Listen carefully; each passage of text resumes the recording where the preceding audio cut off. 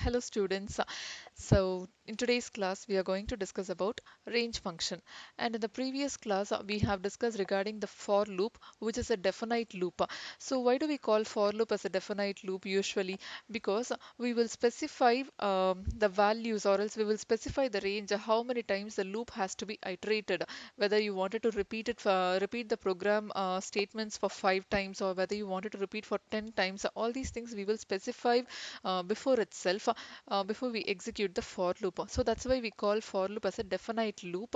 And when we specify the values, we usually make use of the range function along with the for loop. So why do we make use of the range function and for loop? That is what we are going to discuss here. And range, if you consider, it is a built-in function in Python. Usually the general meaning of range, if you consider, we will say like the variation between the upper and the lower limits, or the difference between the starting and the ending numbers. That is what we will usually represent it as the range function, right? But here it is a built-in function in Python where we will specify the number for how many times the program statements has to be executed. All these things you can specify within the range function. If you want the program statements to be executed for 5 times, what you can do is you can specify range of 5. So if I give range of 5 along with the for loop, what will happen? The program statement will be executed only for 5 times and not more than that. So that is the reason why we use this range function along with the for loop, which is a definite loop. So if you look at the syntax over here, here they have given us range of start, stop, and step. Here three parameters they have given within the range function. So start is a parameter where you will specify the starting number, or where from which number you wanted to start the iteration. So iteration, you know very well, the number of times the program statements gets repeated, right? So here the at which number you wanted to start the program iteration, and how many times where you wanted to end. So fifth time, if you wanted to stop it only till 5 times, you can give the stop value as 5. So this is the stop parameter. And step value, this is the incrementing part. So incrementing part, the step parameter, usually if you want to skip any numbers in between in a sequence, like whether you want to skip two numbers in between, or if you wanted to skip 5 numbers in between, for those purposes you can make use of the step parameter. In case if you're not going to specify the start value, by default what will happen here is the range will start from 0. The list will starts from 0, and it keeps moving till the ending value where you have specified. And even if you forgot to specify the step value, what will happen here is by default the value will be incremented by 1 in each and every iteration. Got it. So this is how the range function will work actually. And all the parameters which you specify here in the range function should be of only integer values. It must be of only integers. It should not contain any fractional part. And the step parameter, if you consider, you can give any positive values, or you can you can give even the negative values. But you should not give 0, because if you give 0, you cannot skip the numbers in between, right? You cannot increment a value. So that is the reason why we should not give 0 over here. So these are the parameters which you're supposed to use inside the range function. And now let us see some examples based on the range function. So if you see here, range of 10 they have given. So range of 10 means what will happen? Here they have not provided the starting value. Yes, start parameter is not there, and step parameter is not there, which is the incrementing part. Only the ending value they have given. So by default, what will happen? The number will starts from 0. And I have told you range function, when you use it usually consists of, it is used to create a list containing a sequence of numbers. So usually the values will be created as a list. In the form of list only the values will be created. See here, starting value is not there. So by default it will start from 0 till 1 less than the last number. So when you're going to give the ending value as 10, so it will not print till 10, or it will not iterate till the 10th value. One less than the last number will be executed. So that is how this range function will work actually. Even when you consider range of 1 comma 11, here they have given the starting value and they have given the ending value, but step parameter is missing. So what will happen? The value starts from 1, and as a step parameter is not there, by default the value keeps moving in a sequence. It will be automatically incremented by 1. Got it? So 1, 2, 3, 4, 5, 6, 7, 8, 9, 10. So 1 less than the last number. Only till this it will be executed. And here see, if you look at this example, 0, 30 and 5 they have given. Starting value is 0, ending value is 30, and 5 is the step parameter, which is the incrementing part. So it will skip 5 numbers in between the starting and the ending number. So what will happen? It will start from 0, it will skip 5 numbers in between. So 0, 5, 10, 15, 20, 25. So 1 less than the last number. So this is how it works. And similarly, 0, comma minus 9, comma minus 1 they have given. So what will happen? 0 and the step parameter they have given here as minus 1. So it will increment 1 numbers in between. So this is how the range function will work actually. And this range function, when you use along with the for loop, obviously we will be making use of an operator called in. So in is an operator which usually test whether the value which you have given is contained in the sequence or not. So this is obviously a sequence, right? List is a data type of sequence. List is a type of sequence data type, right? So what will happen? It will check whether the value is contained in the list or not, and according to that, it will return whether it is true or false. So this is how the range function will work. Now let us see some examples based on the range function. So if you see here, look at this program. For n is a condition, for loop we have started here. N is the control variable, in is the operator, and range of 5. So range function we have used along with the for loop. So range of 5, they have given only the ending value they have given. So obviously what will happen? By default, the start parameter will start the value from 0. So first 0 will be assigned to the control variable n. So what will happen? As the value is contained within the sequence, 0 into 10 will be calculated over here, and it will print the value as 0. After multiplying, it will display the result over here, and it will move on with the next iteration. So the next iteration, it will automatically increment by 1. So 1 will be assigned to n, and 1 into 10, 10 will be printed. Again 2 into 10, 20. Then 3 into 10, 30. 4 into 10, 40. So 1 less than the last number. So only till 4 the values will be taken into count. So this is how the range function will work along with the for loop. I hope you understood this concept. And now we will get into the concept of while loop. So what is meant by a while loop? Actually, if you look at the for loop and while loop, there is not much difference between these both. Only very minute differences are there. So for loop, I have told you it is called as a definite loop, where you will specify the number of iterations in the condition itself, in the loop itself. How many times the you want the loop to be executed, that you will specify here in the starting itself. So that's why you will call it as a definite loop. But when you look at the while loop, it is called as an indefinite loop. Even if you're not going to specify how many times the loop has to be executed, it will execute. It will execute indefinitely. That's why it is called as an indefinite loop. So even the while loop, it works much similar to the for loop. Like if the condition is going to be true here, look at the syntax. If the condition is going to be true, the body of the while loop will be executed. Otherwise, it will come out of the loop.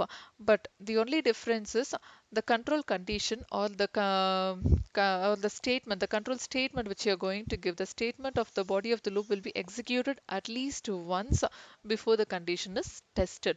So when you look at an example based on this, you will understand much clearly. So let us see here. Count equal to 1 they have given. So this is a variable where they have assigned a value. So what they are going to do is they are going to check the condition while of count less than or equal to 5.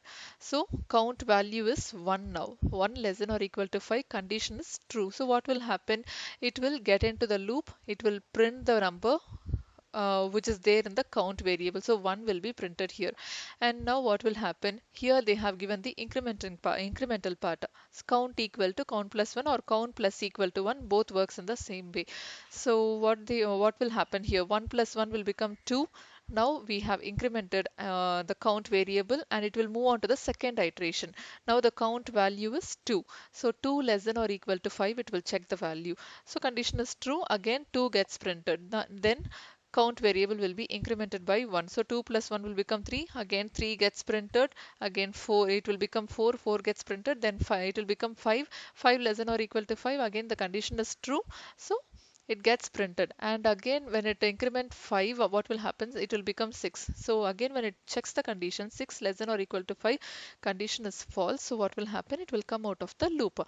So this is how this while loop works actually.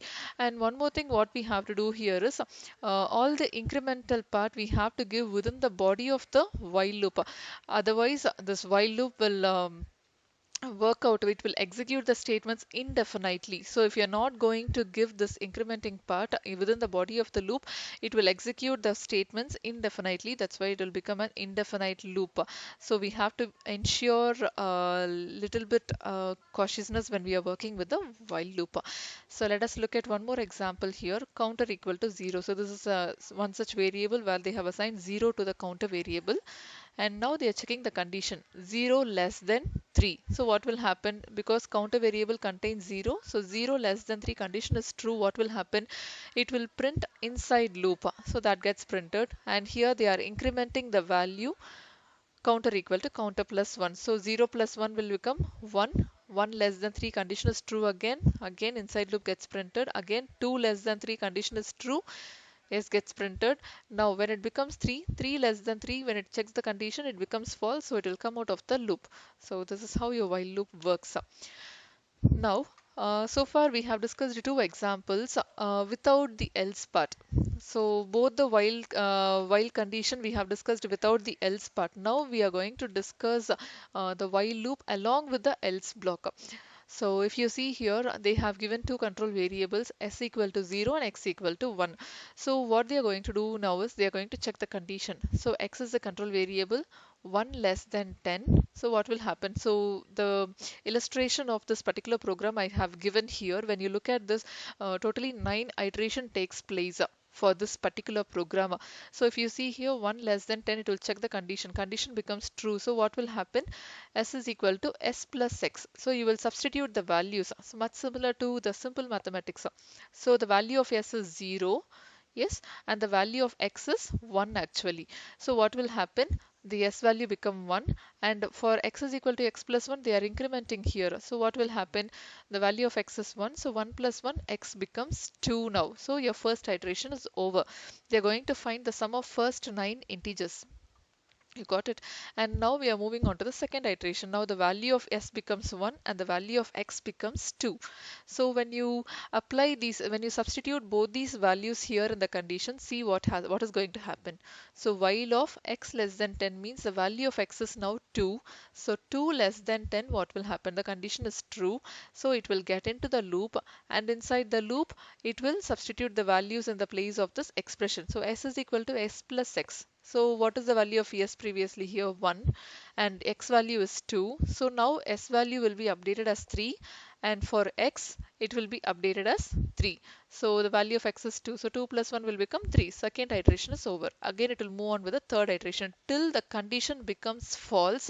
Your loop gets executed again and again. So once the condition becomes false, what will happen? It will come out of the loop. See here. So totally it will execute again and again. So totally 9 times the condition has been executed, and in the ninth time, see what has happened. While 10 less than 10, so when 10 less than 10 is, the condition becomes false, so it will come out of the loop, and finally whatever value you have obtained, that becomes the result. So s is equal to 45 you have got. So the sum of what will happen, so once the condition becomes false, it will directly move on to the next, it will directly move on to the statements following the body of the loop. So it will move on to the else part now, and the sum of first 9 integers is yes, they have given. So in the place of yes, you have the value 45. That 45 gets printed over here. So this is how the while loop using else concept will work actually. And now some points that you have to remember when you're working with while loop and for loop. Let us discuss over here. See here. The loop control variable must be updated inside the loop to avoid endless infinite loops. So I have told you the loop control variable must be updated in the sense you have to increment it. That too inside the body of the loop. See here, they are incrementing over here x is equal to x plus 1, and similarly in this particular thing inside the body of the loop they are updating here. Here also they are updating over here, which is incrementing part. If you are not going to give the incremental part, what will happen? It will become an infinite loop. So based on that, I'll show you an example so that you will understand even more clear. And the body of the loop, it always starts with the indentation, and the first unindented line marks the end. So always the indented statements belong to the while loop, and the unindented statement does not belong to the while loop. That is what they are explaining over here. And else, if you consider, it is executed when the test condition evaluates to false, and it is completely optional. So the else block which we execute along with the while loop and for loop, if you see, it is completely an optional ones. You can provide or you don't have to provide. So it is completely optional. And in the while loop, if you consider, only when the condition becomes false, the else block gets executed.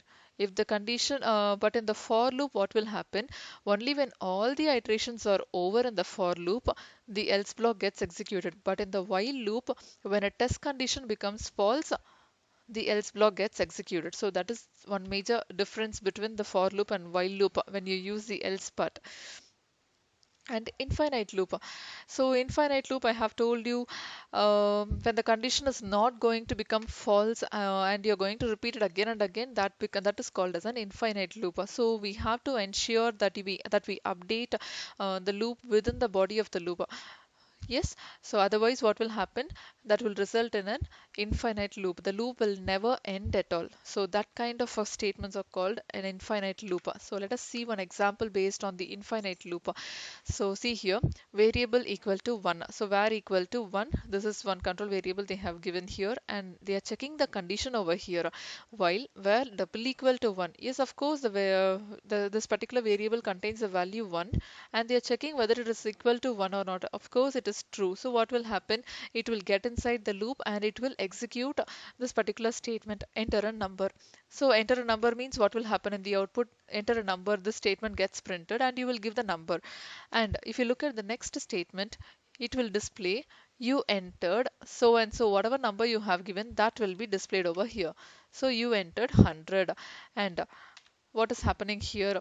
Again, it will get into the loop because we have not given any incremental part like this particular program. We have not updated any incrementing part within this body of the loop. So what will happen? It will keep moving within the loop itself and it will not come out of the loop at all.